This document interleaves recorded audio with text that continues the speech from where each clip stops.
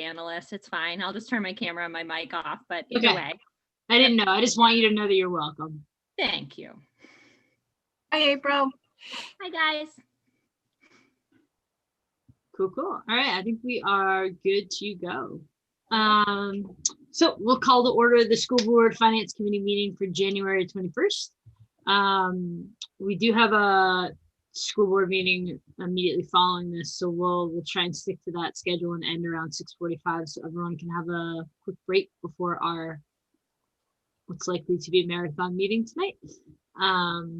So why don't we just go ahead and jump right in. So the three main agenda items that we have for this evening are a Q2 review, an update on the CRF grants and the next wave of government funding, and then just more discussion around the budget process, where we are and what's next. And I did have a conversation with Councillor Cloutier today, and so we'll have some updates to share there.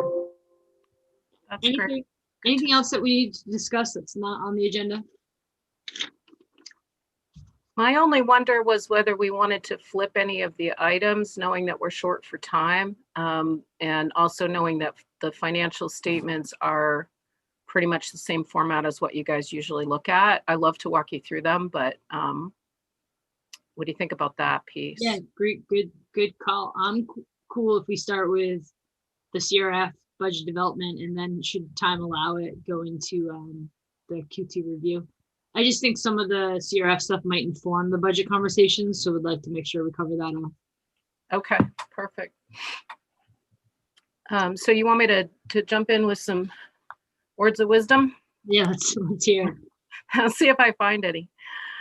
So what I did was I figured it would probably help for us and the public just to throw this in as if it was notes into the agenda, and lay things out and give the super basics of where we're at with federal grants. So the first grant that came out from the feds in response to coronavirus through the CARES Act was called ESSER, and you know how much we love acronyms. We have to make up some silly name for everything. So ESSER, which is now called ESSER number 1, and so spoilers, there's an SR2 now, came out in May. It was a small grant for Scarborough. It was a large grant to the state of Maine for K-12 education, but it was distributed to districts based on the Title I formula. And as most people are aware, Scarborough is not eligible for a lot of Title I funding because that's based on the economic status of students in the district. And compared with other districts in the state of Maine, we get a lower proportion. So that was $106,000. And at the time in May, we thought, oh, great, we'll have $106,000 extra dollars. We will allocate that to things that we need to do in facilities, that we need to fix the school clinics, and we need to buy a lot of PPE, and we need to buy all the sanitizing equipment and so forth. So that sort of health and safety piece was what we wrote our grant for. Then CRF 1 came out, and that opened up a $2 million grant for us. And that was closely followed by CRF number 2, Coronavirus Relief Fund number 2, which gave us another $2 million. So all of a sudden that $100,000 didn't seem like it really needed to go to the facilities projects that we had in mind, because we had this much bigger bucket of money to spend. And it was much bigger because it was based on the size of our district, the number of students and staff, and safety overall, and had nothing to do with our economic status. So the ESSER 1, we reconsidered the purpose of that. And at the moment, we have been using it for 2 full-time teacher subs. They're on contract for the school year, 1 year only, and they're full-time with salary and benefits. And that was kind of our hope when we got the big buckets of money. If we could have paid for things from July to June from the get-go, we would have hired more actual staff.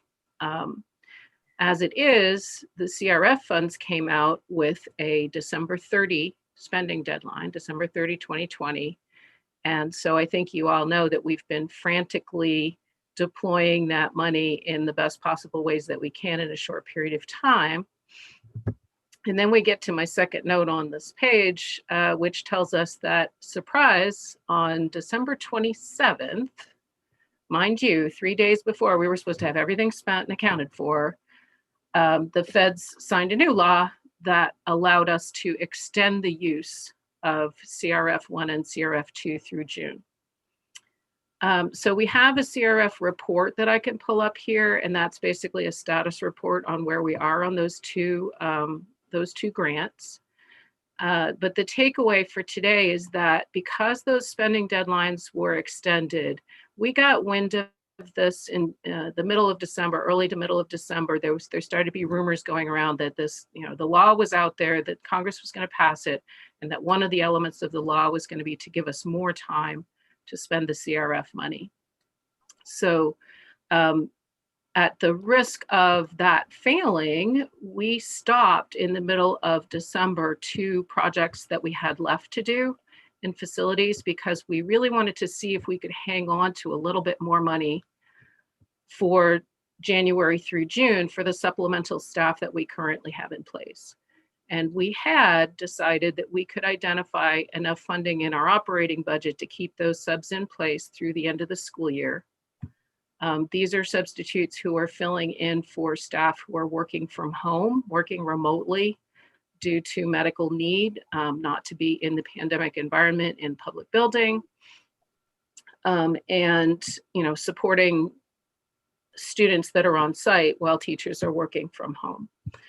And we've got almost 30 of those people in our district right now, and we expect that to continue at least until those folks, most of them, can be immunized, and we didn't really know what the timeline was for that.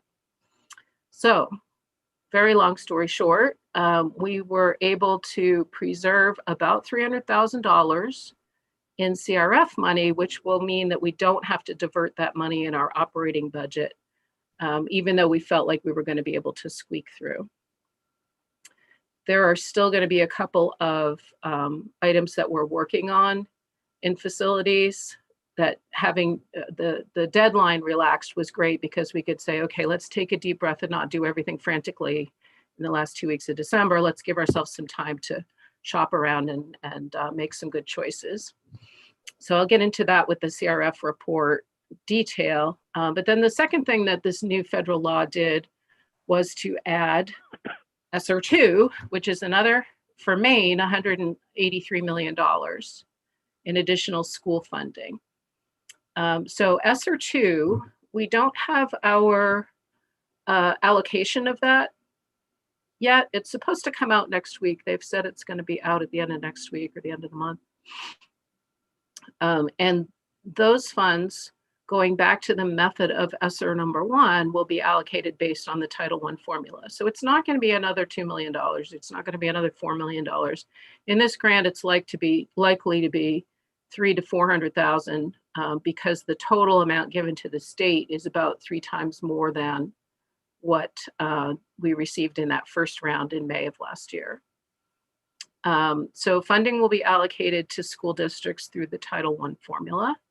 Allocations should be out by the first of the month, the end of this month. And because the SR2 funds have a deadline all the way to September of 2023, we are planning to discuss the use of those funds in conjunction with the building of our budget for 2022. And the interesting thing about this, if you're a policy geek, most federal grants require you to supplement your budget, not to supplant, which means that, and the CRF funds have this restriction. It means that if you budgeted for something and you would normally be doing it, you can't replace that spending with grant spending. You are being given the grant money to do things that are over and above what you had planned to do in your normal operating budget. Now, ESSER, for whatever reason, doesn't have that restriction. So if we decided that we wanted to pay for all of our substitutes out of ESSER money, even though we have substitutes budgeted in our budget, we could do that.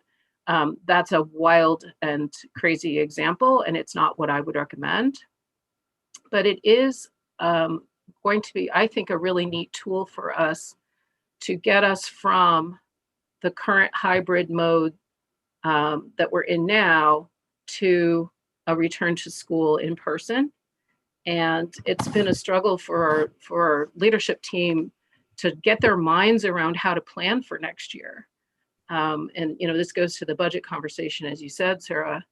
It's really difficult to think about, well, if we're like this, then we'll need these resources. But if we're like that, then we'll need these other resources. And how do they shift? And how to be planful in an uncertain timetable for return to regular school. So my thought is that the SR2 funds will be really helpful in that regard, because some of the things that we might not normally budget for maybe can come from those funds, and then our own budgeting process can be a little smoother and a little more normal, to use a silly word. Mm-hmm. But so the nice thing about the timeline is that the application will open in the next week or two for SR2, but it doesn't have to be completed immediately, and it can be edited or amended afterwards. So it can be part of a more thoughtful process than, here's your 4 million, hurry up quick and tell us what you're going to do with it and spend it now. Yeah. Which was the CRF mode. All right. Kate, presumably there are still restrictions on what we can use that money for, meaning it has to somehow tie back to COVID, or is it pretty open-ended and you can kind of use it for anything? So the ESSER money is really open. Okay. There are not a lot of restrictions on it. It's a much smaller amount. The CRF money has to be money over and above what you budgeted, and it has to be for needs that have arisen due to the pandemic. So each time I send in a reimbursement request for the CRF money, I have to put on the top a statement, an affidavit that says, I affirm that this money was not in our budget, that we used it for purposes related to COVID, and it wasn't previously budgeted for. With ESSER, you don't have to do that, and that's what makes it so helpful and flexible to us. Mm-hmm. And there's a 20-page document about what you can and can't do with it, which we haven't had a chance to hear full guidance from Department of Ed on. The one thing that I would throw out there, and this is probably too far in the weeds, but there are items in our EPS calculation, or calculation of subsidy, that are directly related to our spending.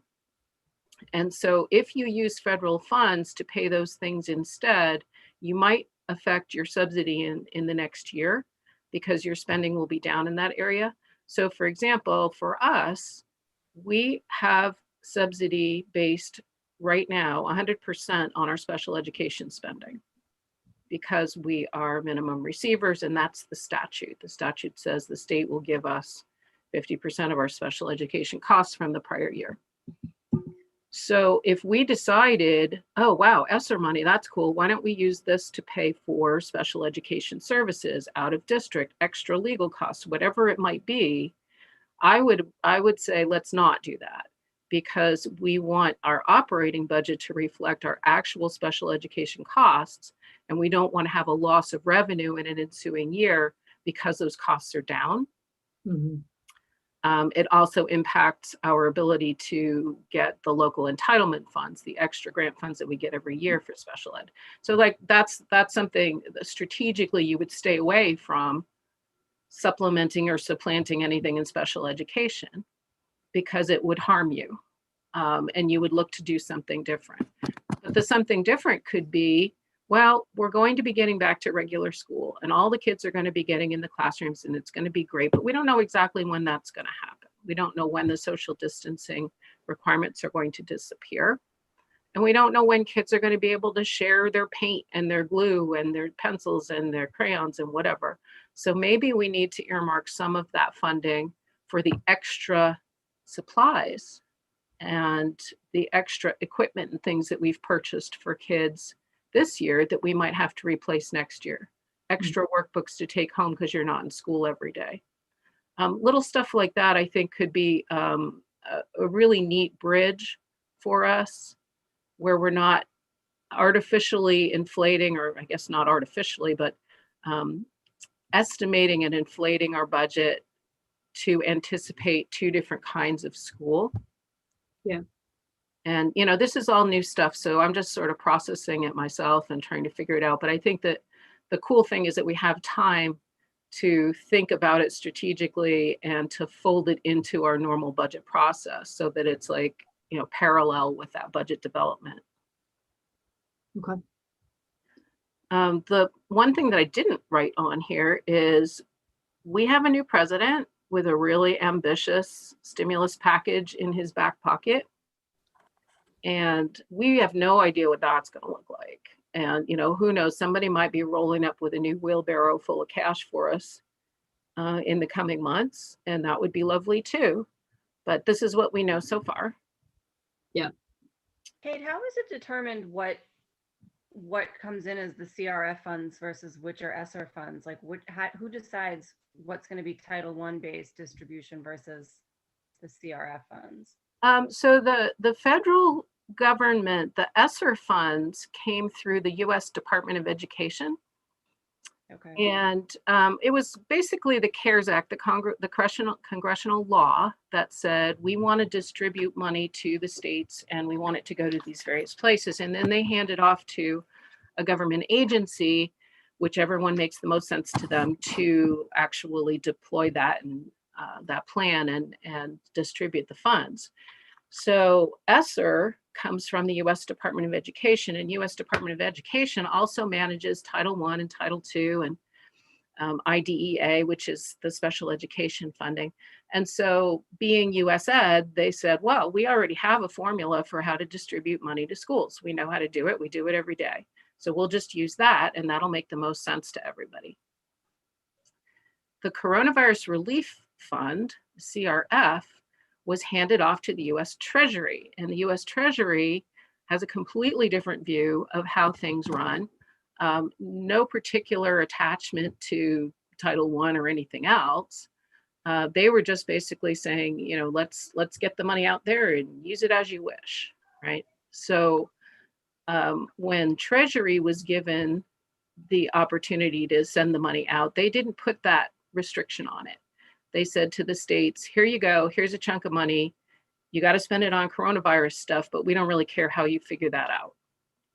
And so the state of Maine said, well, because the Title I formula is really going to disadvantage some of our larger districts with a lot of kids in them who have the same needs and the same concerns and the same safety restrictions to follow. You know, how is it that Scarborough with 3,000 kids is going to make do with $100,000, right? Because just because they're not disadvantaged kids doesn't mean that we don't need extra cleaning equipment and extra desks. And, you know, so the logic behind CRF, because they didn't have that restriction on it of how to deploy it in the states, the logic in the state of Maine was, let's just give it based on student count and the size of the district. So that's why it came out so differently in terms of how the money was allocated. So do we have any idea what any future things that get passed are going, how they're going to be distributed? We really don't. I think it seems really odd to me already that you know, one act of government created two different funding streams with two very different approaches. But you know, there's a lot of space between the concept in Congress and the actual on the ground distribution of funding. And so it really will depend on what the US government says, which agency of the US government the Congress puts in charge of these new funds. It just seems crazy to me that there's no predictability to it. And if it's that haphazard, is it worth us trying to at least share our opinion on it with our legislators? Absolutely. Yeah. I mean, and I think you have clear examples. You could say to a senator, hey, you know, when you guys did CRF, it was great for us in one way and it was less great for us in another way. Like the deadlines were insane and, you know, the restrictions on what you could spend and the supplement not supplant is hard when you have $4 million you didn't expect yesterday. But at the same time, the ESSER, which is easier to spend and less restrictive in terms of what you can use it for, is like, you know, it's like a drop in the bucket for a district of our size. So there's pros and cons either way. And I really don't know how that thought process happens. Like, I don't know at what point in the development of a federal law it gets delegated to a different Right. to a different government department. I don't know what piece that is, but you know, somebody's got to decide that. Yep. Thank you. Absolutely. Other thoughts on this stuff, or before we dive into the CRF reports, status report? I didn't do an ESSER status report because it's $100,000 and I know where it's going, and so do you. Two peoples. And we may have a little bit left over. The first ESSER actually goes past June 30 as well. So if we have a little bit left over after paying for those two subs, we'll use it for some summer programming, and we're just starting to map that out a little bit. Lots of conversations right now about what we might do in the summer in terms of recovery for students and supplemental services, and you know, is there, if things are rosier in the summer in terms of health and safety, we're hoping to be able to dive in with some extra supports for kids. Great. No, I think we can go through. Leanne, did you have any questions on that? Okay. It was pretty clear. Yeah. Thanks for that, Kate. All right, let's see if I can do this without losing you guys here. This is the one that's like super teensy, so I don't know if we have anybody watching us. I don't think we do, but if somebody's listening to us, this document with all the links in it is posted on the website next to the school board's agenda, or next to the finance committee's agenda. So this, again, this is like super bitsy. But what I have on the first page here is CRF1. And then the second page is CRF2. I tried to use the same format for both. You saw this before a few weeks ago, and this is an update on that same format. Basically, what it's telling you is how we're doing in each of the categories of the grant and what's left over. As of December 31st, we still have some invoices that are trickling in. So by the end of this month, we should know exactly where we stand in terms of any carryover that we might have to use for January through June. So in the first grant, we had the purchase of passenger vans, which we were hoping to help us have a little bit more flexibility in terms of transporting kids safely with this distance restrictions. We've got 5 vans. They've been purchased. They've been outfitted. We have a little bit of money left over in that category. And you see in my yellow stripe here that if a category is underspent or overspent by less than 10%, that's fine, as long as the overall grant is the overall grant amount is not exceeded. So we're done with the vans. The facilities rentals, that's a funny name anyway. This is what we called facilities modification on our application. Reconfiguring spaces, opening doors, fixing the clinic so that we had extra space, so space for potential COVID,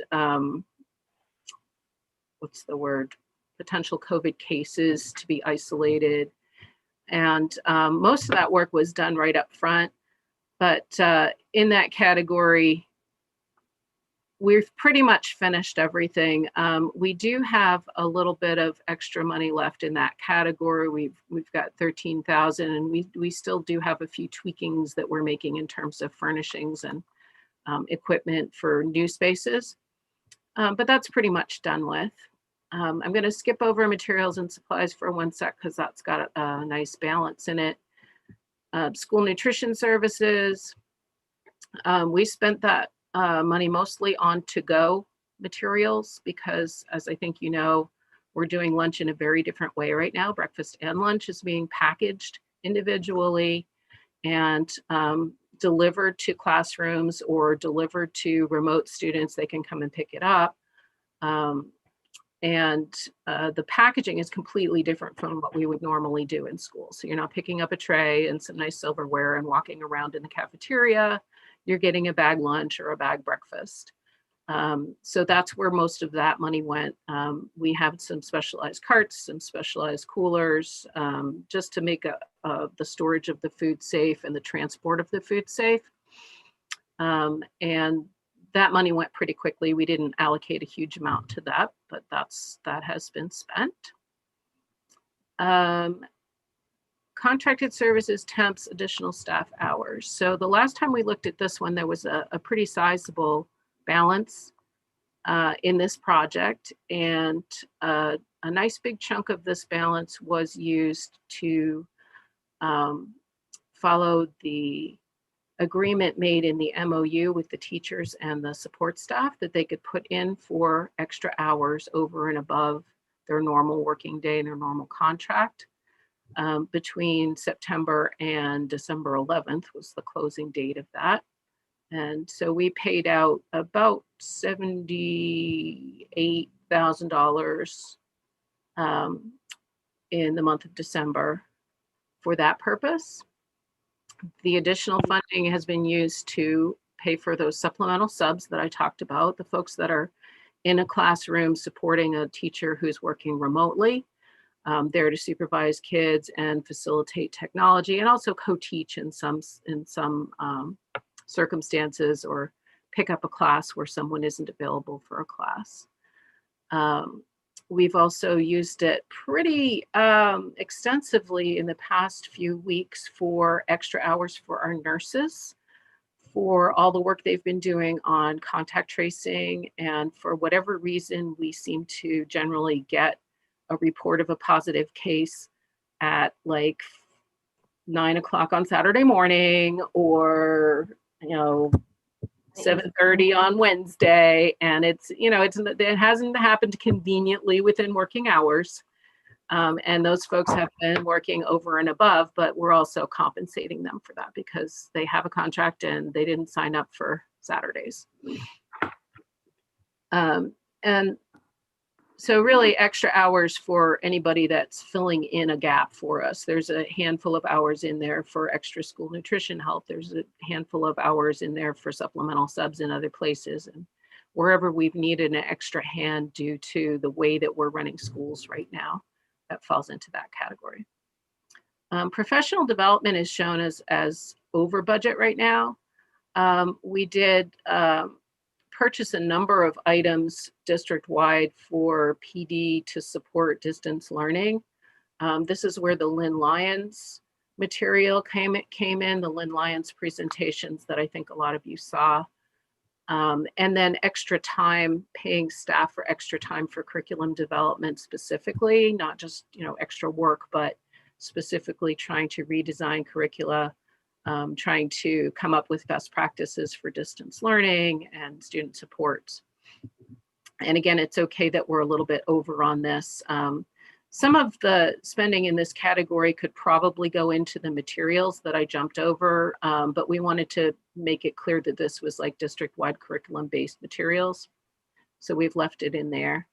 And then the tech costs, we've heard a lot about what's in that category. That is all of the live streaming equipment that we purchased, extra laptops, cases, Chromebooks, all the peripherals, all the extra devices that teachers and ed techs have been given to enable them to continue with distance learning and be successful.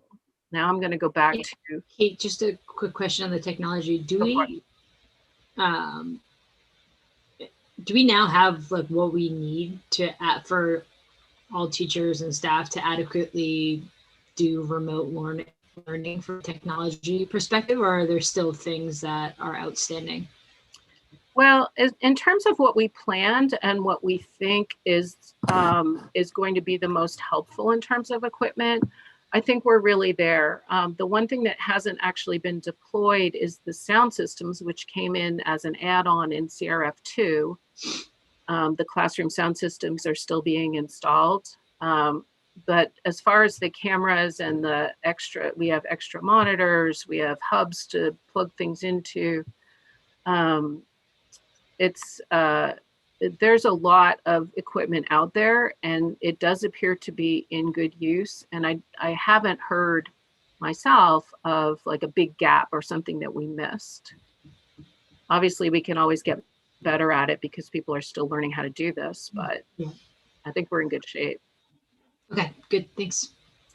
So I'll go back real quick to materials and supplies, which is like your catch-all department. And apart from technology, that was our biggest ask in the grant. Lots and lots of safety equipment. This is where we put the PPE, personal protective equipment, like masks and gowns and things like that. It's where we put a lot of storage and classroom supply organizers, because again, we're doing this social distancing thing where kids need to have their own stuff, and it's not just, you're not just putting out on a table the materials that you need to do a project. Everybody's got their little box and their little cubby with their little crayons on it. So a ton of different sort of ways to distribute supplies and to store them effectively. Plexiglass dividers are in there, carts for taking supplies around. Number of teachers are working from carts, and the teachers are going from room to room instead of the students going from room to room, which is a change in practice because of safety, really. The children are left to stay in the room, in their pod, in safety, and the teacher is itinerant and moves from one room to another. So one person is moving around. I made a note there that we did actually change our thoughts on this category and added in quite a bit more in the way of instructional supplies. And again, it goes to the question of not sharing. And it also goes to the fact that students are now at home 3 days out of the week. So rather than having a stockpile of items in a classroom that kids can share, you have to assume that your kids need to have their own workbook or their own notebook or their own supplies that they would normally be able to pick up from the classroom. They need to have that available to them at home. Math and Focus workbooks was one place where we looked at library books. Library books, we needed 10 copies of something instead of 2.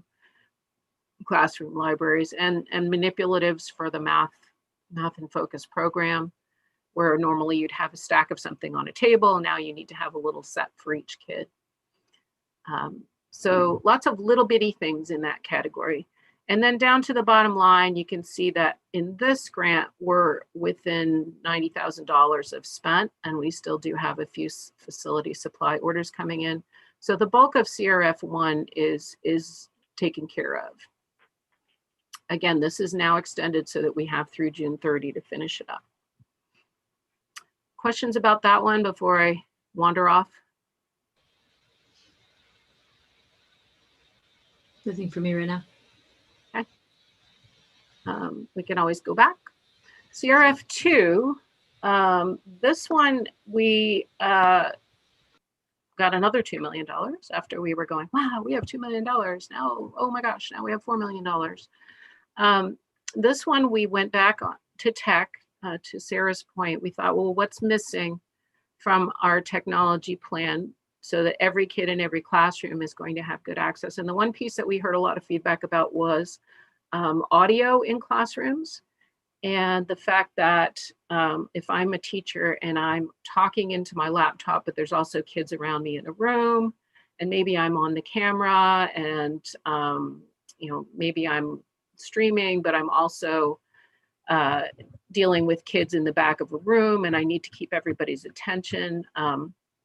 Teachers were reporting that they were having a lot of trouble projecting. And then you add a mask to all that, right? So now I'm wearing a mask and I have to have the kid in the back row and the kid on the laptop be able to hear me. So our IT department went to work and tried to figure out, with the help of our speech therapists, who were amazing resources, there are programs for children who are deaf and hard of hearing, software and equipment that we've used over the years to allow those children to be able to hear well in a classroom. And they brainstormed a way to create sound systems for every classroom in the district that has kids in it, to have a similar sound system that will allow the children in the room and the children on the laptop and anyone with any hearing impairment to hear a teacher clearly in that room without the teacher having to shout, and to hear one another as well, because obviously you want to have that collaboration be possible with students. So that's what this piece is, and you can see that's pretty much done. Yeah, I think there was a lot of joy around that one, because we had thought, okay, we're doing a great job with this and we have a problem and we'll have to address it in terms of the, projecting and voices and so forth. And then when that new money came, we were like, great, let's see if we can tackle this one. Yeah. Second project was maximizing effective use of outdoor space. We did a little bit of this in CRF 1. But we were able to purchase some more outdoor equipment, some more tents. And, again, in the COVID environment, it's been really helpful to be able to have kids outside, to give them access to as much outside time as we can. And then at some point in the fall, we figured out that we probably better get some umbrellas and raincoats and little canopies and things, because it was getting ugly out there. But our staff have been troopers. We've got everybody in rain jackets and umbrellas standing out and being cheerful, and it's delightful. We have purchased some outdoor furnishings, some picnic tables and benches and things like that, which you don't see right now because they're tucked away safely out of the snow, which we're not having. But those will pop back out in the springtime. And the tents are down right now as well. But again, we'll pop out in the springtime, and you'll see that there's a little bit of money left in this in this category, and that was because we had planned for a purchase of more permanent outdoor structures. And you might think of, like, when you see a picnic table shelter at a park where it's like a little canopy, or almost like a carport, but nice, And so we had a couple of quotes. We were getting ready to push the button on, let's order these up and have them ready to go.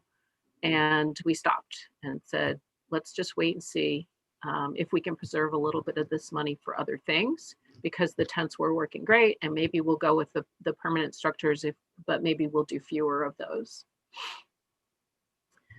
Public hygiene. We have a bunch of really cool new water bottle filling stations in all the schools. We have our Valiant maintenance department has delivered 11 billion little water bottles around the district. And that seems like a silly thing, but we wanted it to be equitable. So if I'm a student who the water fountain's gone now, and the only way that I can get a drink is to tote it around in a paper cup because I don't have a water bottle and my mom and dad don't want to buy me one or can't. We didn't really want that to be a thing. So that's been done. And we now have a very nice bathroom in the maintenance shop, and they don't have to go into school and interact with kids. And I mean, obviously they're around school all the time, but we wanted them to have their own space. So that's been done. And that project's pretty well finished. And again, you'll see we've preserved a little bit of funding there. Increasing instructional space. So this is the biggie where we put the storage garage, which is, I don't have to say now that it's finished by December 30th because I won't go to jail. I was gonna go to jail because it wasn't finished by December 30th. But I will say that they were allowing extensions due to things like 2 feet of snow that happened right as they were trying to put the walls up. But the walls are up, the roof is on, and I don't know if you all have the habit of driving around in the industrial park, which is where it's located right now. But the garage is almost done. We will still have some fit up costs for it, and because of the change in location, it's going to be a little bit more expensive to get water and electricity to it. We want it to be able to be heated. That was one of our goals because we wanted it to be able to be winter storage for tech things and, you know, things that can't sit out in a Rigby box. So that work will continue. I think they're planning to dig a trench when the ground thaws to do some extra plumbing and wiring for it, and we're kind of jury rigging it for the rest of the winter. But that's out there.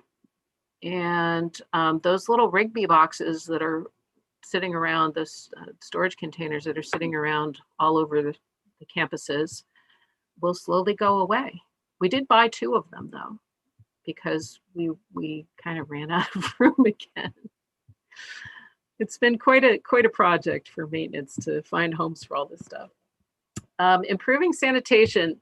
We bought a ton of sanitizing equipment, floor cleaning equipment, particularly where some of our stuff, those big ride-on auto scrubbers and, you know, push behind auto scrubbers are very expensive, and we had them on a maintenance schedule, but we've never had the opportunity to do anything but replace the ones that we have because they're expensive, and we've never been able to really expand our fleet, if you will, of those tools. So there's been a lot of sort of sharing and, you know, move this from here to there. And now we've got some really, really nice new floor cleaning equipment that we don't have to scrimp on actually doing the cleaning that we want to do in the place we want to do it, in the time we want to do it. We also got some new different kind of carpet cleaning equipment. And we may have talked about this before, but normally we have our carpets professionally cleaned in the summertime by a company that comes in and cleans every carpet in the district. But if you have students who are eating in the classroom every day, or they're using spaces in different ways where there's carpet down where normally we wouldn't be using a carpeted space, those carpets are getting really yucky really fast. And so rather than let them continue to get yucky and wait for the summer to clean them all, we purchased carpet cleaning equipment where we can do some of that work ourselves, and that's been super helpful as well. Let's see. So that line went over by a little bit, but again, our bottom line is positive. The last one is improve air quality. And we had a lot of go around on this topic because it's not proven, and there's a lot of sort of, I don't want to call it fake science, but confusing and conflicting science about air purifiers. It's not proven that an air purifier does anything about COVID-19, about coronavirus. It's just a filter. It doesn't kill anything. You can get filters with UV light in them, but those create other problems. Ionization creates other problems. Sometimes you can have some adverse reactions chemically to those. And so what we decided was it was still worth it to purchase the filters because we have an overall goal of clean air and reduction of dust and allergens and irritants so that people's lungs and respiratory systems can be healthy. We have a ton of staff and students with asthma, We have a ton of staff and students with respiratory allergies. And if you're in a pandemic environment with a disease that attacks the respiratory system, why not do everything that you can to keep folks healthy on a baseline so that if they actually do get sick, they can be in a better place to fight that off. So that was where we landed, and we have purchased not an industrial size, but a little bit better commercial, a little better than a house size air cleaner for every inhabited space in the district. And we're pretty excited about that. We really think that's going to make some difference. So bottom line on this grant is we're currently at about $428,000 left. That will diminish a little bit. I have about $100,000 worth of other stuff that we still had earmarked the funds for. But again, we're hoping that we can, well, we're not hoping, we know that we can reopen our application. And we heard today from the Department of Education, I got it confirmed from our business managers meeting that yes, we can now continue to pay staff and substitutes into the spring all the way into June. So that's going to be a help for us. Kate, I've got two quick questions. On the floor cleaning and carpet cleaning equipment, how long do those last? I mean, are we talking that these are long-term things that we're going to see benefit for this on the CIP for years and years? Yeah, you know, it's interesting because depending on the size of the machine, you know, a vacuum cleaner that's inexpensive might last 4 or 5 years, but you know, the way we use them, they might last 2 or 3. An auto scrubber, a great big floor scrubber, might have a 10 to 15-year lifespan. And so what we've done in the time that I've been looking at CIP is we've had, kind of like with the buses, we've had an ongoing list of, you know, here's the equipment that we have, here are the ones that are getting old and crummy and hard to maintain. And so each year you have a little bit of money set aside and you replace the oldest ones or the ones that are in most need of replacement. So I will say that having increased our fleet, I guess I keep using that word, in increasing the numbers of equipment pieces that we have means that replacing them over time is going to be really important. Okay. And then the other question, it's going to sound silly, but where students are in their rooms more, so they're not going to extras or they're not going to specials, they're not leaving to go to have lunch, does that mean that we would need to replace the carpeting in their rooms sooner because we've got a higher wear and tear on it? Well, it's going to depend on the room. Some of them are half carpeted, some of them are all carpeted, some of them don't have carpet at all. But yeah, I mean, I think in terms of wear and tear, you could have an impact, but think about it this way. First of all, the carpet cleaning equipment is going to be really helpful because keeping them clean gives them a longer life. And then secondly, you have all of the kids doing all of the things you're talking about on a daily basis, but it's only half of your kids. Right, there's less traffic. Okay. So if I have, 10 kids in a room more on Thursday, and I have in the good old days, I had 20 kids in the same room doing less stuff. I think really what you're going to see is it's going to be pretty much of a trade-off in terms of the wear and tear. That's a good I would just ask, it was just more of a prep question. It's a math problem. No, but it's a good point, and it does go back to that cleaning too, because the better care you take of your rugs, the less likely they're going to, have a rip in them or a scuff or whatever, So that's important.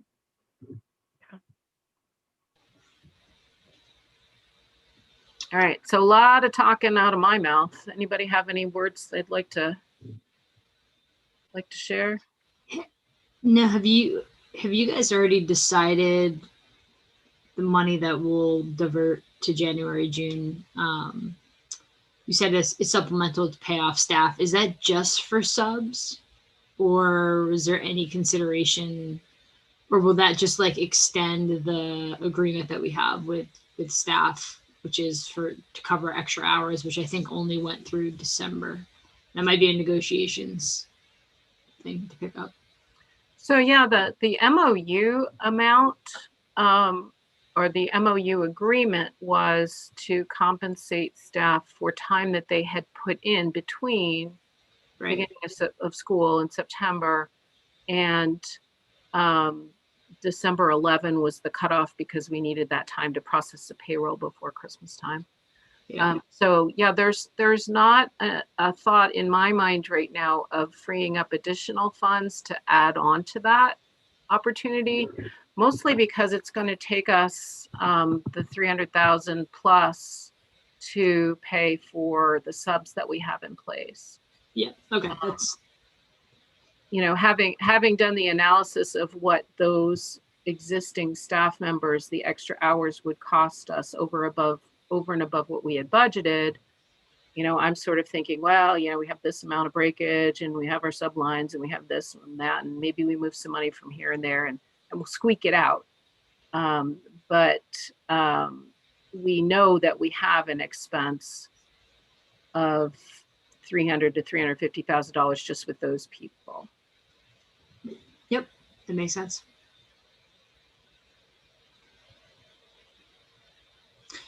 Kristen, Leanne, do you guys have any other questions on CRF? Leanne, does that give you what you need to put together any sort of potential communication? It really does. There's some really good stories, which is sort of why I was asking a couple of those questions too. What I'd like to do is to get back together with communications, put something like get a draft going, and then send it to you and Kate.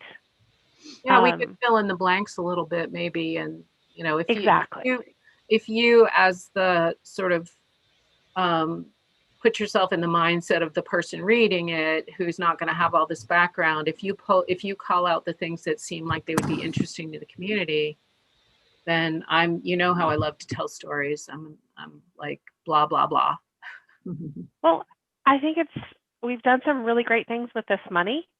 And I think we need to make sure that people understand that it went to good use and that it's all long-term investment items. Yeah. Yeah. And you know, it's interesting. It's not so much the money itself, but the ability to re-envision how you do things, the ability to think differently about the facilities and resources and spaces that you have. You know, that's invaluable. And if you don't have the funding to make moves to make that happen, then you never get to think those thoughts and you never get to be creative in that way. Yeah. I mean, one of the things pops into my head right now, and I'm not sure that it's even time to talk about it because it's the next budget cycle again, but the fact that the storage garage has been on our list for 10 years maybe of, oh my God, we're out of space. We have no instructional space. Why are we storing things where we could be putting kids and teaching them? And so all of a sudden from heaven, we get a storage garage, hooray. And now maybe we can move forward with some of those more logical uses of some of our spaces that we haven't been able to put through because of that barrier on the local level and the resources on the local level. So, one small story, but a good one. We love the shed. The shed is great. Todd's garage. Todd's personal garage. Yeah. He's got like a little mini shed now that's parked out by the where one of the Rigby boxes was, and he was thinking he should move in there because it's really cute. There you go. It has no windows. We give him a poster.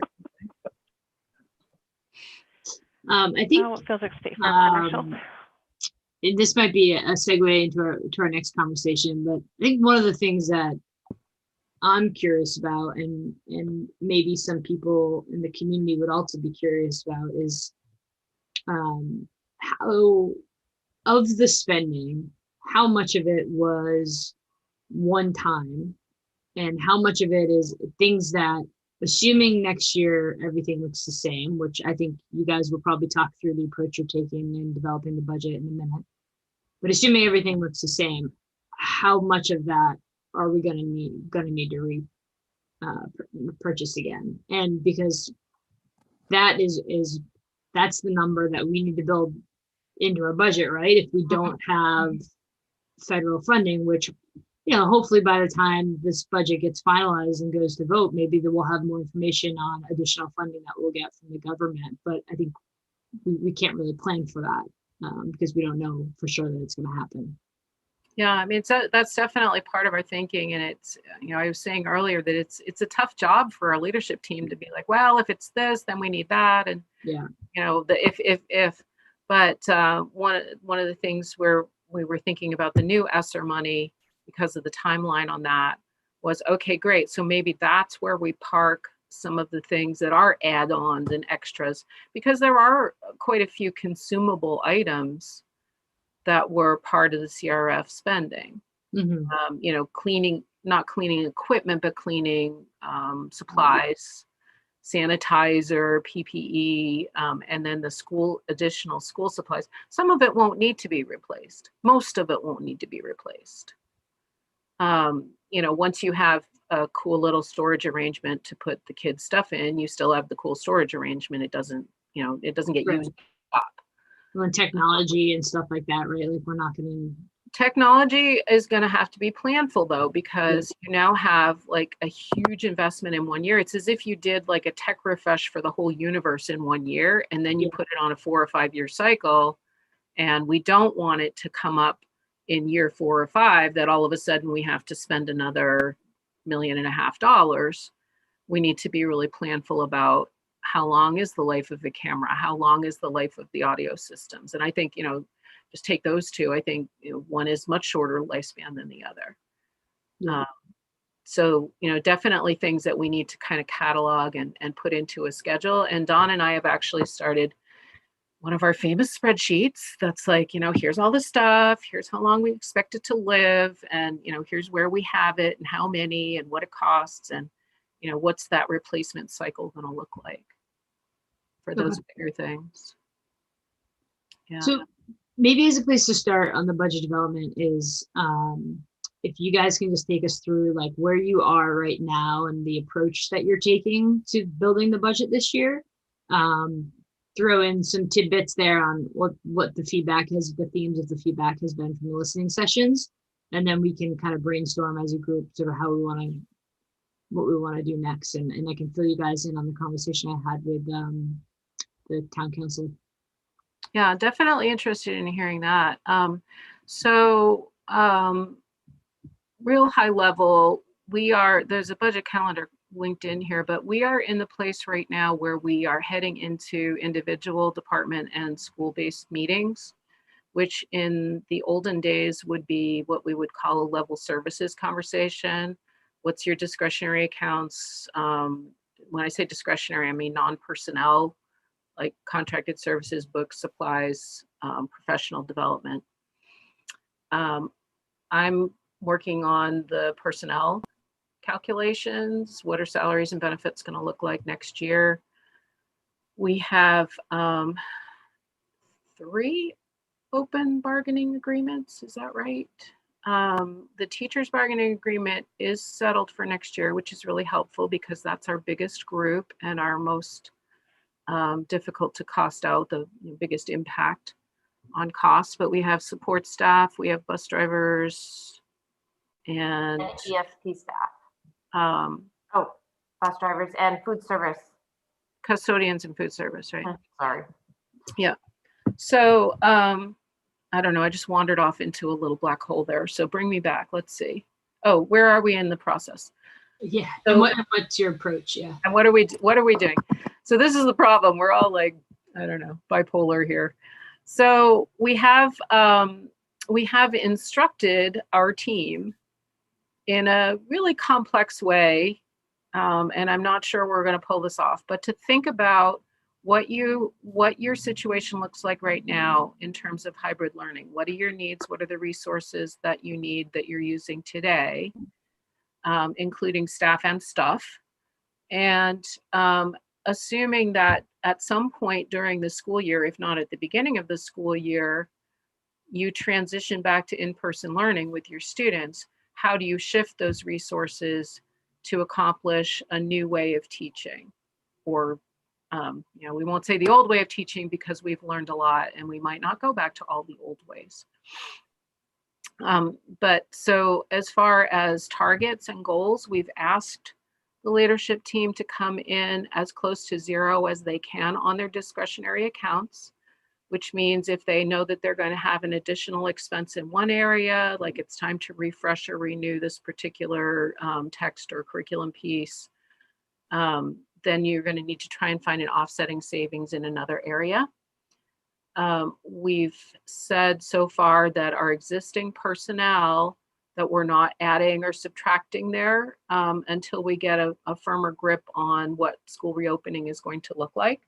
Had a lot of conversations about the supplemental subs and whether we'll be able to retain those folks in the fall, whether we will need them if some of our medically compromised folks are able to come back to work if they're vaccinated. Lots of wonders about that piece. So our goal coming out of the level services conversations is to identify what you're going to need to do in either scenario in terms of resources. So it is it's a little complicated. Sometimes our eyes sort of swivel, but it's going to give us the ability to flex depending on what information comes up for us in the next few months and what planning is like. And I don't know, Diane, if you wanted to speak a little bit about what you're hearing from Department of Ed. Yeah, I could speak real briefly. So last week we had our winter convocation for Maine School Superintendents Association, and the Commissioner of Education, Pender Macon, spoke to the group as part of that on Thursday afternoon. And speaking along with her was an epidemiologist. And so they kind of talked about what the current status of things are and looking ahead. And both of them said that they're envisioning that the social distancing requirements will be lifted for fall, and that as we return to school in the fall, we should be able to bring all of our students back and not have to continue to have these hybrid models. So that was probably the best news that I have heard in a very long time. I actually did reach out to her this week via email and asked her something else. And in the same email, I said, this was such encouraging news. It was great for us as district leaders to hear that information from you, and that's what you're looking ahead to.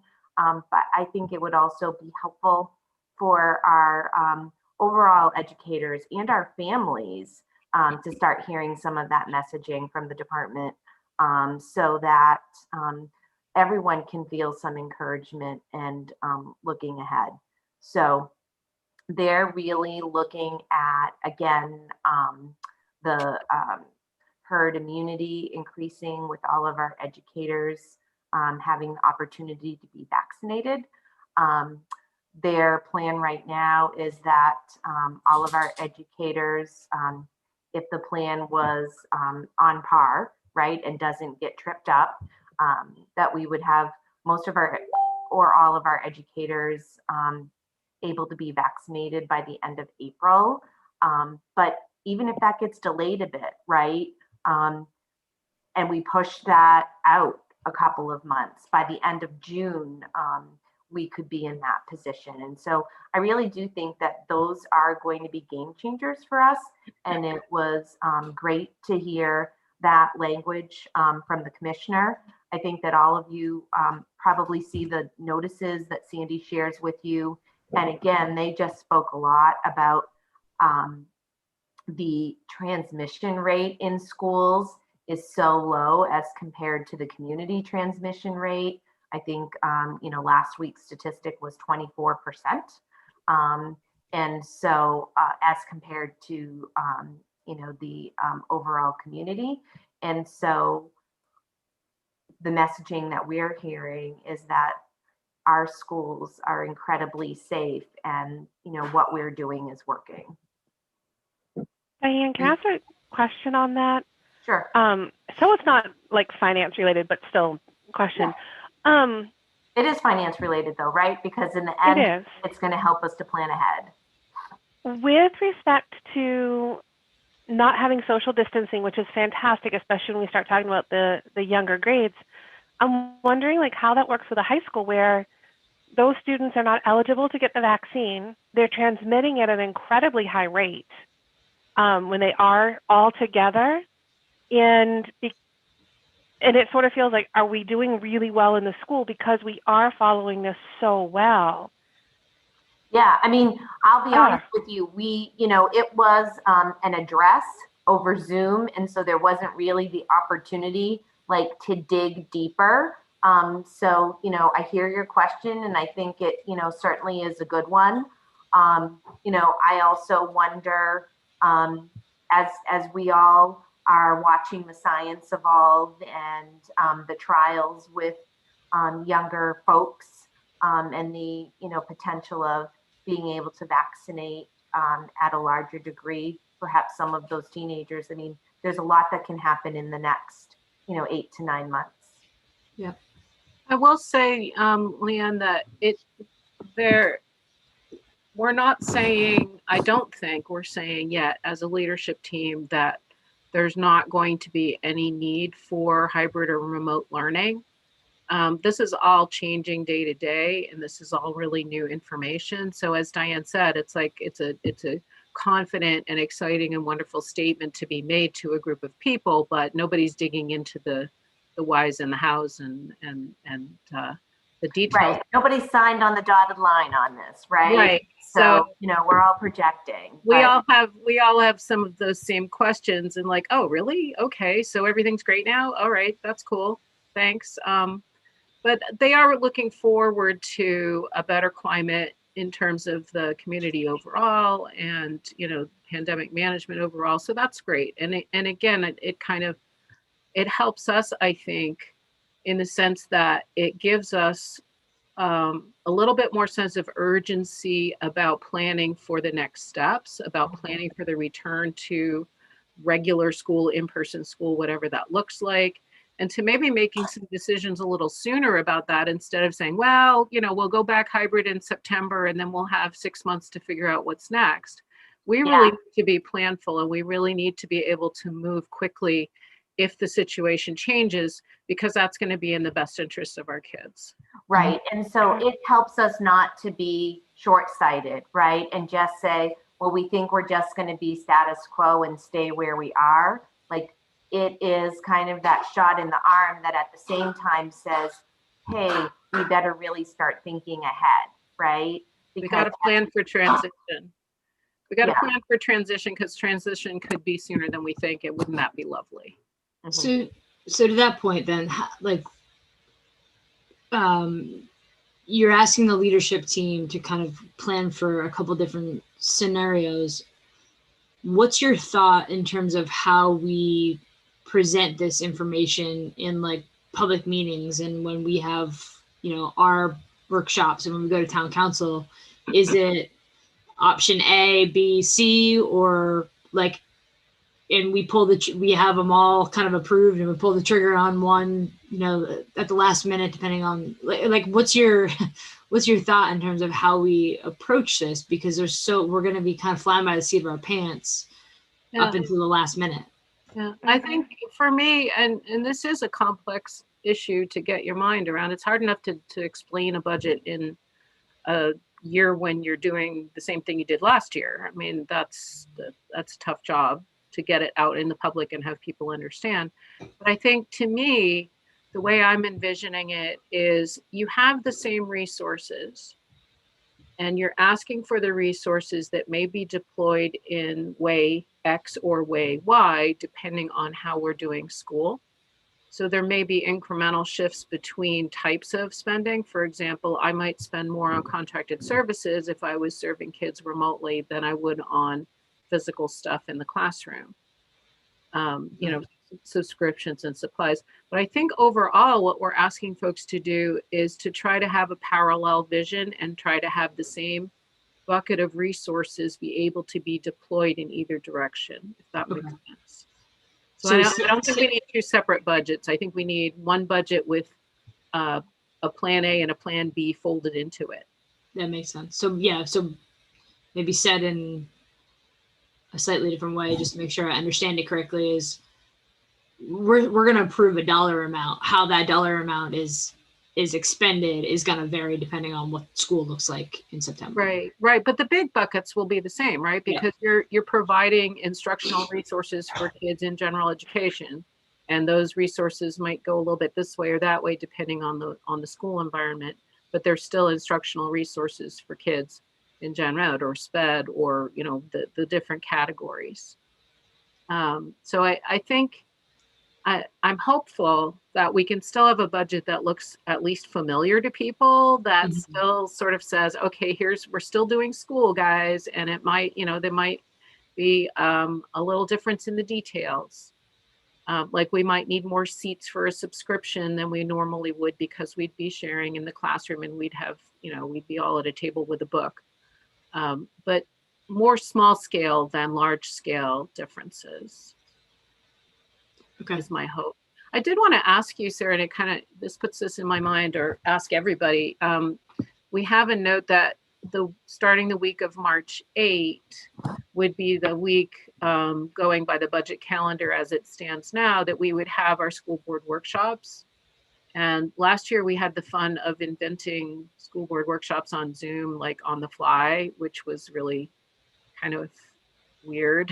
Yeah.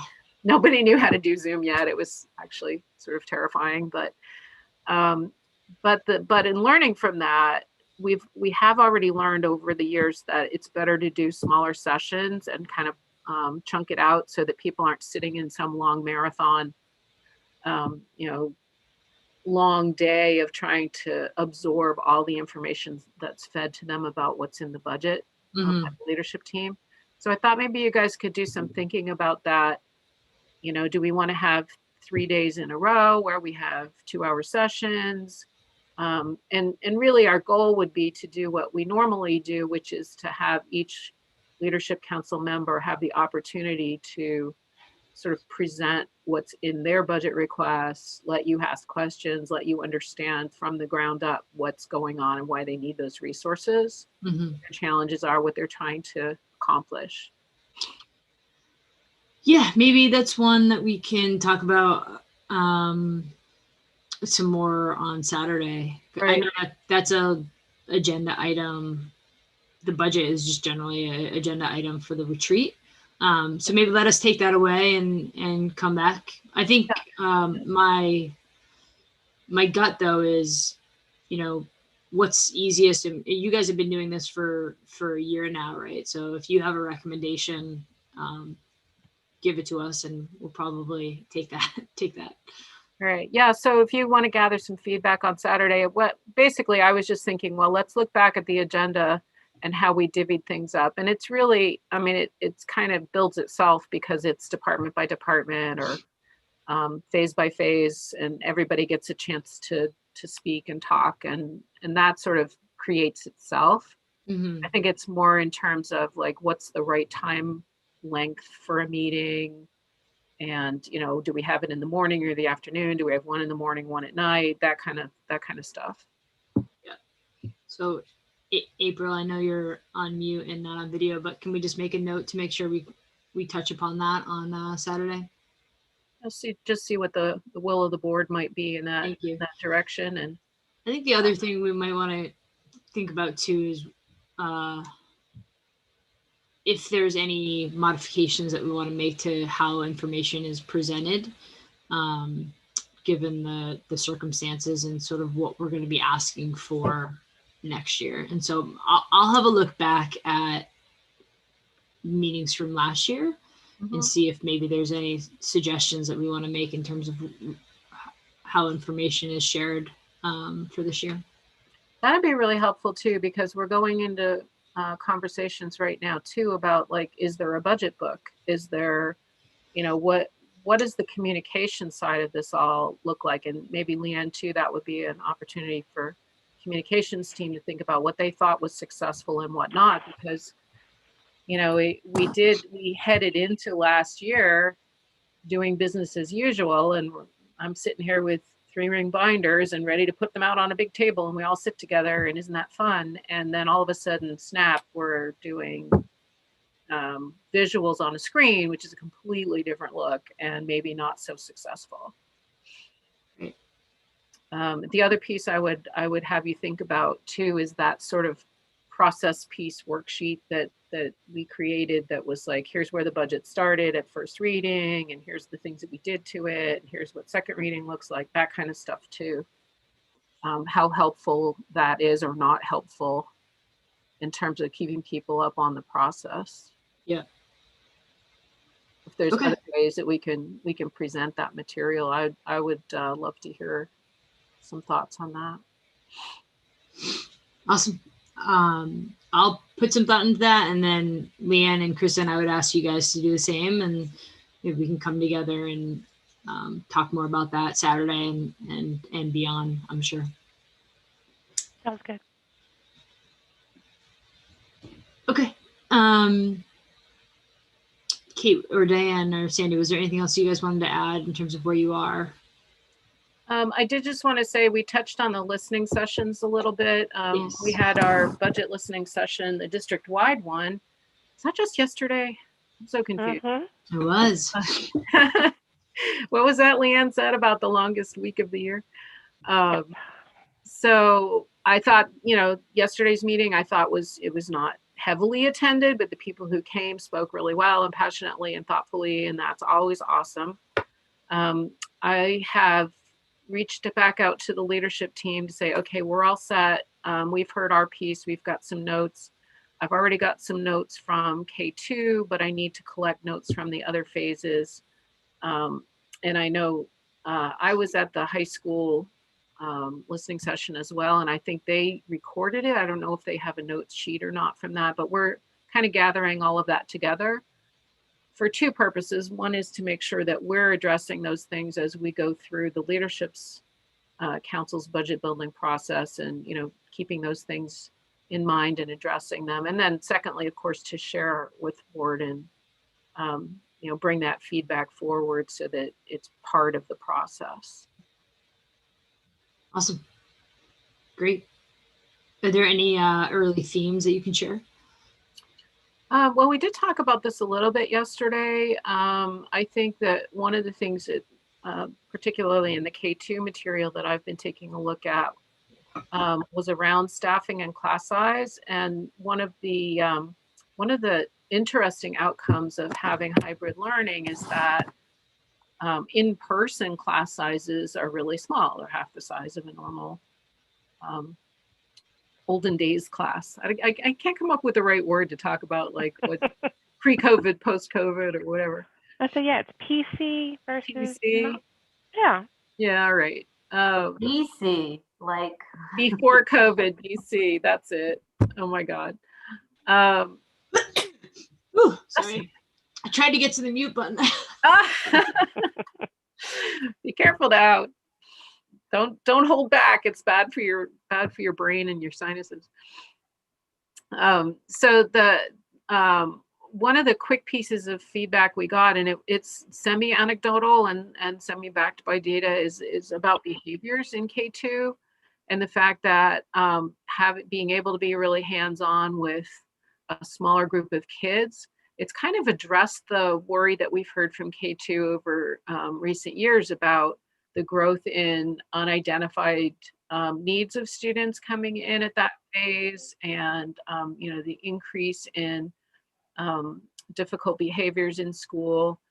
And so we've asked them to dig a little bit deeper, the K2 leaders, to talk about, okay, well, can you quantify that? Can you say because there were 10 kids in a class instead of 20, or 15 instead of 20, what kinds of differences did it make? And of course, the children are turning over as well. The children are growing and changing. But the feedback, there was definitely a lot of feedback about the fact that dealing with fewer kids in a classroom at K2 was really beneficial for the kids and for the sense of competency of the staff.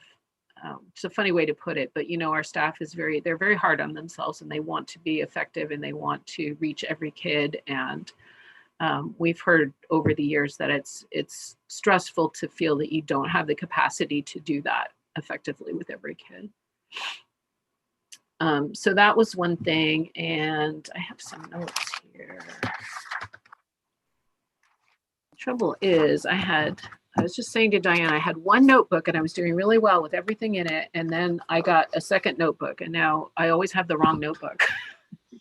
No worries. I mean, I think you'll share the highlights anyways. I just didn't know if off the top of your head. And K2 was working on a summary, and I know that some of the other phases too, we're going to summarize and reach back out to their own staffs, and so we'll sort of try to make that work for multiple purposes, which will be great. I guess one other thing I would say is the addition of additional staff at K2 was also remarked on, and how helpful that's been. They have a nurse in every building right now, and thank goodness, because in this environment, you don't want to be hunting around for a nurse. But even in BC, it was always a challenge to have a situation arise at K2, and it wasn't the nurse's hour to be in that building, and you'd have to reach around.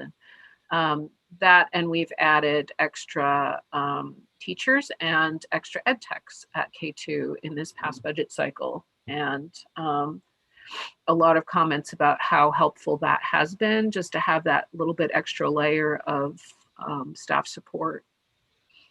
Is there any feedback, Kate, on the behavior specialist that was added? Yeah, the behavior specialist, we've hired one of two, right? Yeah, one of the positions we haven't been able to find the right person, but the other ad has been super helpful. And again, they're working in a little bit different environment from what we planned for. But they're most definitely having that resource to lean on, and not having it have to be like kind of like the nurses, like, well, are they in the building today, or can I consult with them tomorrow, or when are you going to get around to looking at my kid? That's definitely a plus. Sarah, I just wanted to add that I know we kind of had to put things on hold for long range planning for our facilities, but I think there's a lot of energy to continue with this proposed budget, at least to continue to identify the K2 and the middle school. If we need additional monies to continue the momentum to look at facilities. I think the challenge that Diane and I talked about is it's really going to be sort of a guessing game to look at the numbers as we get into next year. And I think it will be critical for us to really see, have we lost students, or are we maintaining and still growing? And to track that, because again, as we all know, it takes years to plan for a new K-2 school. So I know there's good effort to look at that and to continue the plan. I just wanted to put a plug into that as well. Yeah, and I think I assume we'll spend the majority of our time at our retreat talking about how we progress any school project. But that's obviously, there's huge budgetary implications to that. So I think just to speak to the conversation I had today with Councilor Cloutier, in terms of how we work with council over this period, related to the capital budget, they set a goal at their retreat that they had, I think it was last weekend, that they're not going to support any major capital projects this year, which I think you guys know, right? So that's new school, library, but they seem pretty supportive about the turf. So that's good. And most of them are aware that in order for us to even consider getting a school on a referendum next year or the year after that or whatever, we still have, to your point, Sandy, we still need to progress the study. We need to do so we need some funding for that. And I think we'll talk about on Saturday ways to go about how to get that funding. But I think just more generally, the approach that we talked about at our last meeting, which was we should treat first reading as a first reading, and there should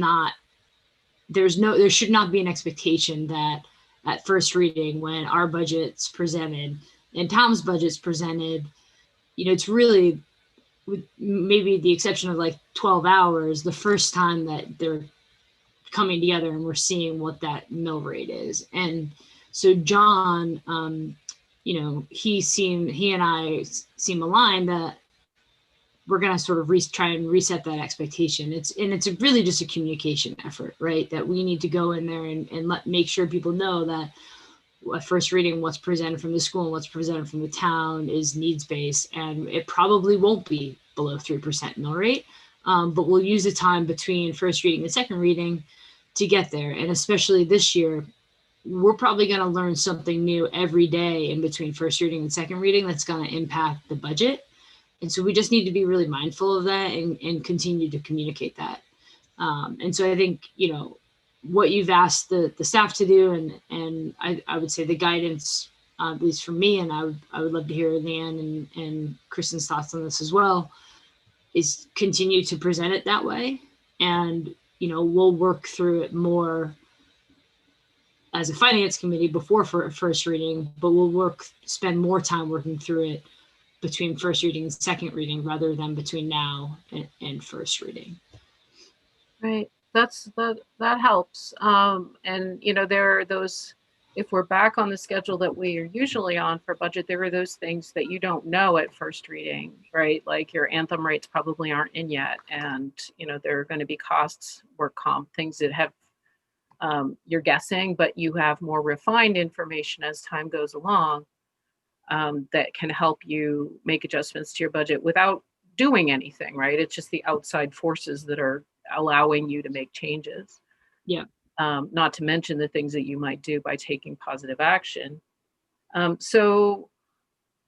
love that. I think that's awesome. I think we're still on our side, leadership team, we're very cognizant that it's not an environment to be expansive, and it's not an environment to be coming up with really cool, exciting, new things that we want to do. We just want to be able to have the resources to do what we do now well and safely. Mm-hmm. So that'll be the mindset that we'll take. Great. Do you think that the council will actually be looking for a 3% increase on the mill rate? Was that said? It's 3% or it's below 3%. That continues to be the goal. But I think the approach that you're taking is spot on. And, we may have to even look at how we present these things. Like I know in the past, Sandy, you and Tom have kind of got up there and presented the budget together, and that just kind of further perpetuates this theme that you guys are working on this together all the way through, when really you're not. You're kind of working on it separately, and then it comes together. And that's why I think people think, oh my God, you're at 6% first reading. What is the school thinking?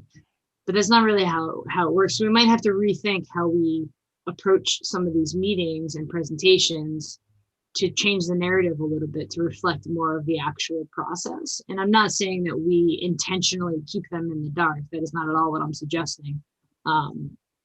Because they're our partners and we want to work with them. But I think we just have to be mindful of, it's not even a new approach. It's the same approach. It's just communicating it differently. Yeah, I think it's only recently, in my experience, that we've lost the concept that this is a process. Right. And that we're expected suddenly that first reading, you meet the goal at first reading.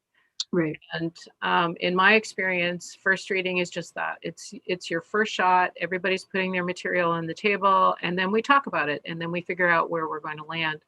And it's only recently that you have, counselors saying, I can't vote for this. It's, it's all wrong and terrible at first reading, because now you can't even talk about it. Right. Sarah, It did they just give seems like it's off track. Go ahead, Kristen. Did they give any indication if there's going to be any guidance for first reading, or is it just anything? And I don't know if that's where maybe we've gone, maybe why it sort of started having first reading expectations, because we just weren't on the same page at all. Right. So if you set a goal for first reading, which we did last year to try and kind of clarify what it was, maybe that made it worse, because if you have a goal and, but we met the goal. So I don't know. But if we Good come question. in, if they don't give us a goal and we come in wherever we want, then there's half the council going to say, what? Oh my gosh, what is this? Well, I think we need to remind people that the approach we're taking is just what Kate said, is to open our schools safely and reasonably, right? Like, we're not going to ask for, like you said, there's not going to be 20 new teachers in the budget. Right. Or anything crazy like that, right? It's pretty much keep doing what we're doing and be able to do it well and efficiently. But I think, Kristen, to answer your question more directly, John had the action leaving the retreat to come up with some goals, and first reading goals may be a part of that. And he said he needed to put some more thought into it. So these are early thoughts, but generally speaking, he and I are in agreement around the approach to first reading versus second reading, and coming at that 3%. If we come forward and our first reading budget is insane and equates to a 15% mill rate, then we're obviously not doing our part. So I think we need to be reasonable in that, and I don't expect that we won't. Yeah, and I don't think that anybody on our leadership team is ready to walk in the door with something that's outrageous or indefensible. I think, the fixed costs are an issue because we have the contracts that we have to follow, and we have negotiations going on, so we have to have enough funding to be bargaining in good faith and all that kind of stuff. But I think that the key is to be able to articulate, here's a budget that does what it needs to do and doesn't add a lot of, it's not pie in the sky. It's just how to do business the way that we need to do it well. And that's a communication piece too. I did wonder, now that you say this, Sarah, there was a document that we prepared way back in the fall, a year and a half ago, when we were talking with Finance Committee, and it was, if I'm remembering correctly, I'll have to go back and pull it out. It was sort of a description of the school's budget process. And then there was a chart that showed, like, here's what our first reading was and second reading, and here's what the mill rate ended up being. And it was a way that we had arrived at, in April, when we remember this, we arrived at a mathematical guesstimate of that. If we came in at 6%, that was how we got that number. If we came in at 6%, that would drive eventually to a 3% tax increase. And I wonder if that's April's fancy formula. Yeah, and I wonder if that kind of data is worth pulling back out again, or if we're just going to say, okay, here's our budget, and let the numbers fall where they may. My personal opinion is it's certainly worth doing that to make sure that we're not completely off the mark. So yeah, I'm trying to find it right now as you see, to pull it up just to make sure we're talking about the same thing. They talked about that briefly at their town council goal setting thing. And at least one counselor voiced opposition to that strategy that was used last year, because he felt that there's no longer a gap in spending in the schools. So using historical numbers is not the best approach to doing this. What do you mean there's no longer a gap in funding? Like his point was, we did that, and historically we were trying to sort of play catch up with the budget. We had had really lean budgets and we were trying to catch up, and they felt that we're caught up now. So trying to base an increase over last year, we don't need to play that catch up game. So our increases might have been bigger the past few years. And I think this was my interpretation of what was said, is that the feeling is that there's no longer a need for possibly as big of increases as we maybe had. So those might skew it a little bit. So that data would in fact allow us to ask for more than we really need. So we've solved public education funding. Yeah, we have. Good for us, right? We're good. Well, I think it was really, for me, I think it was kind of like a math problem, right? It was how do we set a goal that makes sense in terms of the overall increase. I think I've got the document right here, guys. Let me see if I can. Yeah, I agree with Kristen's interpretation of what was said at their retreat. And then I would add, as somebody who was on the committee at the time, that it's two different conversations. The conversation that we had where we said, okay, let's give the schools a net budget goal, because historically, if the schools have X net budget and the town has X net budget, then we arrive at a 3% mill rate or less.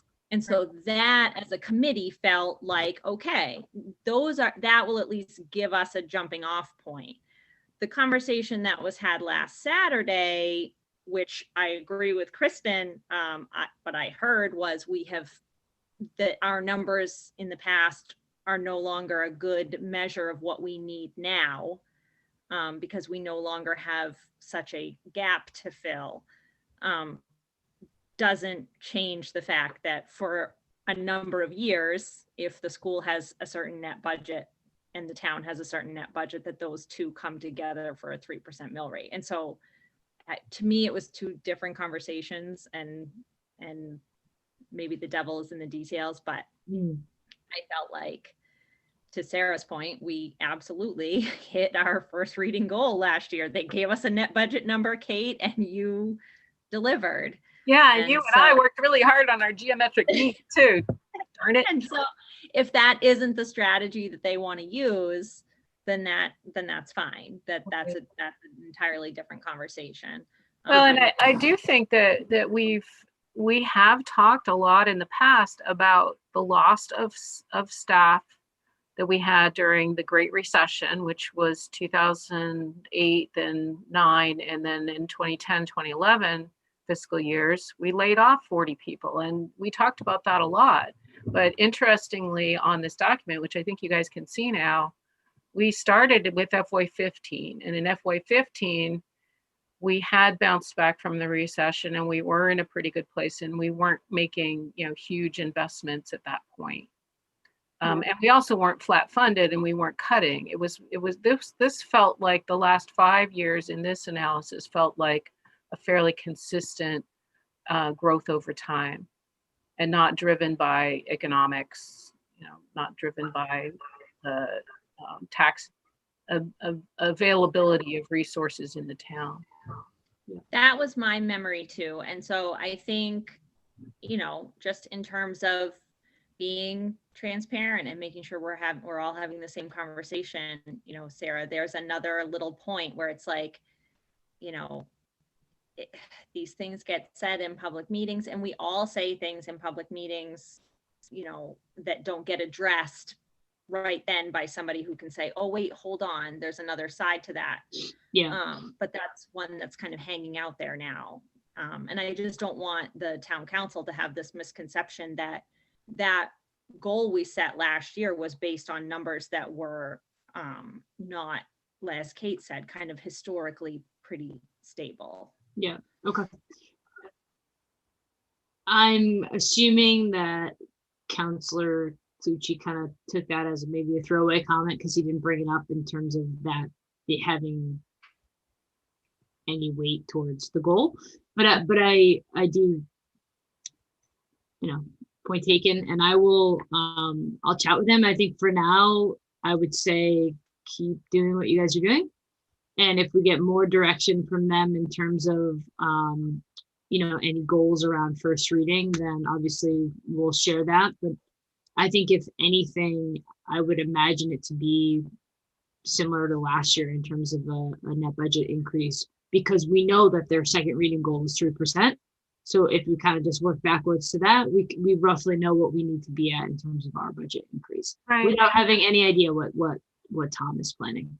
Yeah, I think this could still be a useful planning tool for us. Yeah.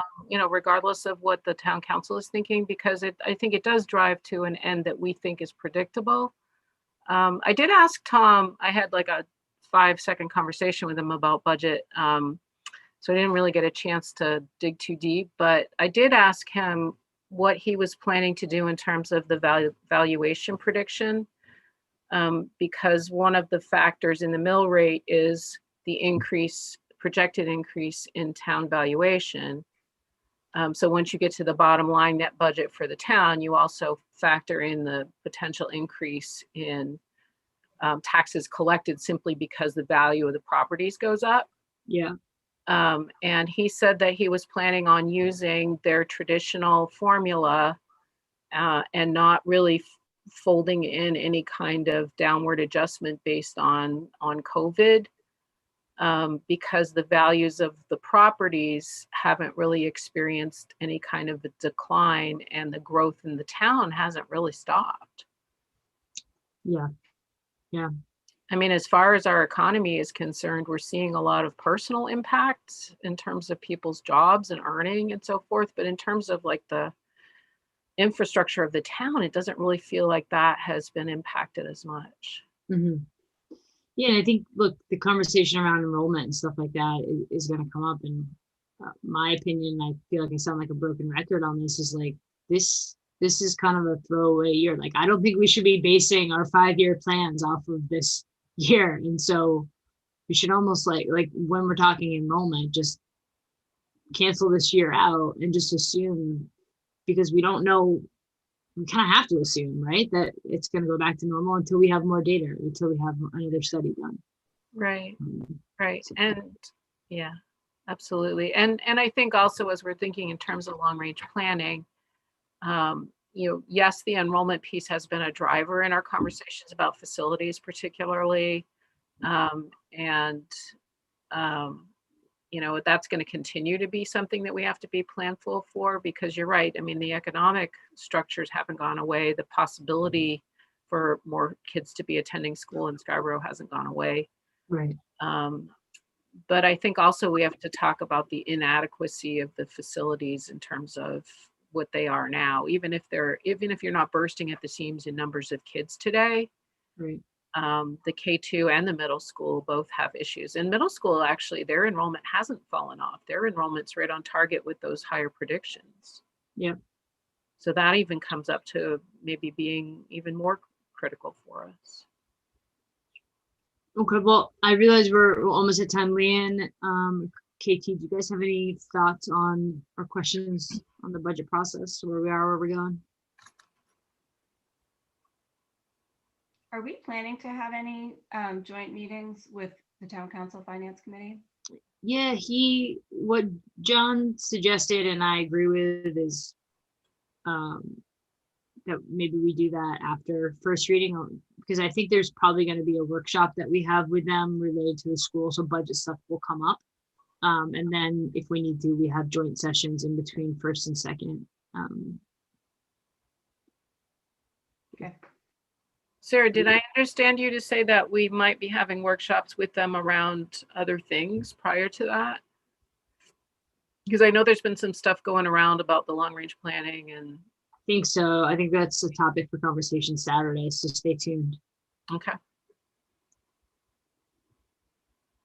Yeah, and again, I'm not trying not to collaborate with them. I just don't want a meeting for meeting's sakes. And those, generally in the past, when we've had a lot of those, they haven't really produced, favorable results. So I want to make sure if we're doing it, we're intentional with when we have them. Absolutely. Just so you know, I just grabbed that document that we were just looking at, and I can refresh the information and throw in FY21's numbers, and it'll just be a tool if we want to use it. Sounds great. Okay, so I suggest we all kind of do some thinking about the leadership council workshops and communication aspects, and we'll talk more about this on Saturday. And then we can come around. Hopefully I'll hear back from John next week about they're going to talk more about their goals, and then we can have a follow-up meeting after that to make any modifications that we need to based on any additional goals or approaches that they set. Cool. And if we need to, a joint meeting. Okay. See you guys in- April, I will still bring a budget book to your house if you want. Yes, please. I know you love paper. I don't know what it'll look like. Who knows? It'll be 4 sheets of paper in a binder, but that's good. I have to have the paper, Kate. Me I'm too. paper too. Can you add me to your route? Yep. Just text me your address. All right, guys, I will talk to you in like 14 minutes.